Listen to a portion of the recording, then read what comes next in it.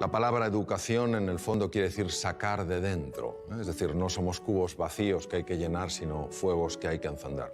Y en este sentido me gustaría contaros una historia que a mí personalmente me ha marcado mucho. He hablado en distintos foros sobre esta historia porque señala lo que para mí es la diferencia entre profesores y maestros. En 1951, en la ciudad de Detroit, nace un joven, un chico de color, que pronto nota lo que es la pérdida, porque siendo jovencito el padre se va y se queda la madre, una mujer que no tenía estudios, una mujer que, bueno, se había dedicado a cuidar de sus hijos y se ve con esta situación, con la situación de que tiene que sacar adelante una familia, se dedica a limpiar apartamentos, a limpiar hospitales, etcétera, etcétera. Y claro, cuando uno ha vivido en la ciudad de Detroit, como he vivido yo trabajé en un hospital que se llama Henry Ford, en neurocirugía. Cuando uno ha vivido en la ciudad de Detroit, pues se da cuenta que Detroit pues, es una ciudad apasionante, pero en ciertas épocas de la historia ha sido una ciudad bastante complicada.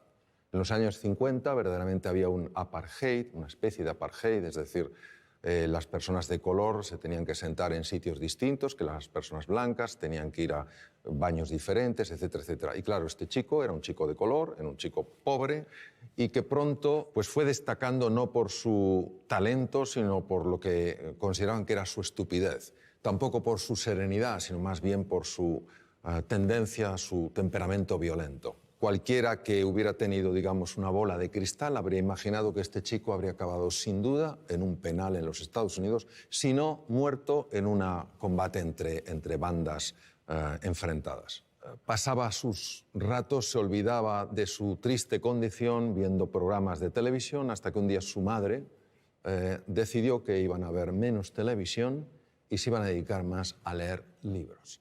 Y les obligó a leer libros yendo a la biblioteca pública de Detroit, y el joven Benjamin, empezó a enamorarse de los libros. Quiero que entendáis que en el colegio este niño tenía las peores notas, pero había un profesor, el profesor de ciencias, que verdaderamente era un maestro. Él creía que en todo ser humano hay grandeza, que en todo ser humano hay potencial, y que la misión de un maestro es ayudar a que ese potencial se despliegue y florezca. Un día el maestro aparece con una piedra muy rara, la levanta delante de la clase y pregunta, ¿qué es esto? Se produce un silencio porque nadie sabe lo que es eso, salvo una persona, que ya os imagináis quién era, Benjamin. Pero Benjamin era el tonto de la clase. La primera pregunta es ¿por qué lo sabía Benjamin? Benjamin lo sabía porque en la biblioteca pública se había dedicado a leer libros de ciencias y por casualidad o sincronicidad, quién sabe, había encontrado libros sobre minerales y había una foto de esa piedra. Pero ¿vosotros pensáis que el tonto de la clase se atreve a hablar? No, porque tú mismo ya matas la respuesta antes de que nazca, es imposible. Si no lo sabe el resto, tengo que estar equivocado aunque parezca que estoy en lo correcto. Pero el profesor sostenía en la roca, de verdad que nadie sabe lo que es esta roca. Y tímidamente el joven Benjamin alzó la mano. Es muy fácil decir, venga, Benjamin, ¿cómo lo vas a saber tú? Si tú no sabes nada. Pero aquel profesor mantuvo un espíritu curioso, interesado. Él sabía que en todo ser humano hay grandeza. La buscaba. Benjamin, ¿tú lo sabes? Sí. ¿Qué es? Obsidiana. Correcto. Pues ¿sabes algo más de la obsidiana? Y vaya que sí sabía el joven Benjamin. Empezó a hablar sobre la obsidiana, las temperaturas elevadísimas, luego el frío, cómo cristaliza la roca, etcétera, etcétera. Supuso un antes y un después en la vida de este chico, porque este chico recuperó la confianza en sí mismo. Creyó que era posible aprender. Creyó en sí mismo. Este chico pasó de ser el último de la clase a ser el mejor estudiante de su colegio. Hizo realidad su más profundo sueño, que era absolutamente imposible, ser médico.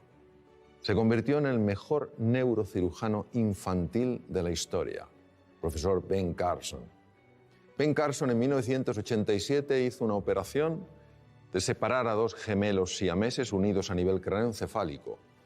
Todas las cirugías que se habían hecho hasta aquel momento para separar lo que se llama un cráneo pago, esta malformación craneoencefálica, todas Los niños habían muerto en la mesa de quirófano. En esta operación, en 1987, intervinieron 70 profesionales de la medicina y duró 22 horas. Los 2 niños salieron adelante, vivieron y estuvieron bien y sanos. Él aplicó técnicas especiales de cirugía cardíaca a la neurocirugía. A nadie se le habían ocurrido. En todo ser humano hay potencial, en todo ser humano hay grandeza y tenemos, entiendo, que tener esta disposición a crear espacios de oportunidad para que esas personas puedan mostrar lo que en realidad siempre han tenido y siempre tendrán, pero que no todo el mundo mostrará si no ve ese espacio de oportunidad.